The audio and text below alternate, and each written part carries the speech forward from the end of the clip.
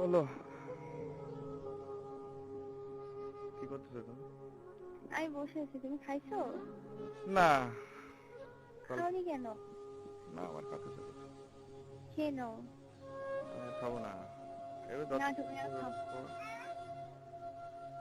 আল্লাহ তুমি তুলে নিয়ে চলে যাবো।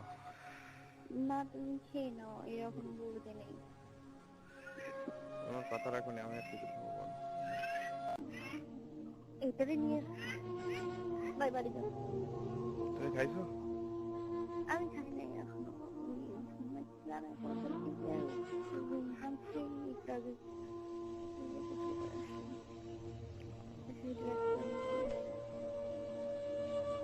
উফ আর কান্নাকাটি করো না। হ্যালো, তুমি এটাই তো চেয়েছিলে, আমাকে সরিয়ে অন্য কাউকে নিয়ে পাশাপাশি চলতে। হয়তো মুখ ফুটে বলতে পারোনি। ভালোবাসার মানুষকে কাছে পেলেই সুখী হওয়া যায় তা নয়, মাঝে মাঝে ভালোবাসার মানুষকে সুখে রাখার জন্য নিজের ভালোবাসাকেও বিসর্জন দিতে হয়। দম বন্ধ হয়ে আসছিল আমার যখন তুমি আমার SMS এর রিপ্লাই না দিয়ে অন্য কারোর সাথে চ্যাটিং নিয়ে ব্যস্ত থাকতে।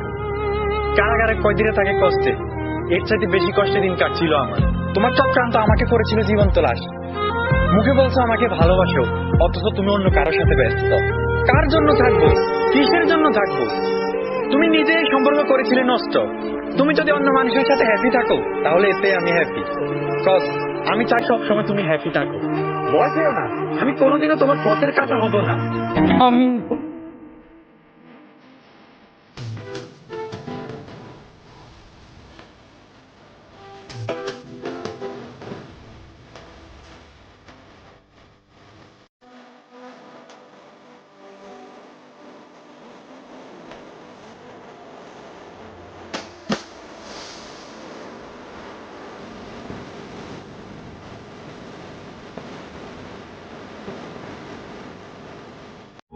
তুমি এটাই তো চেয়েছিলে, আমাকে সরিয়ে অন্য কাউকে নিয়ে পাশাপাশি চলতে।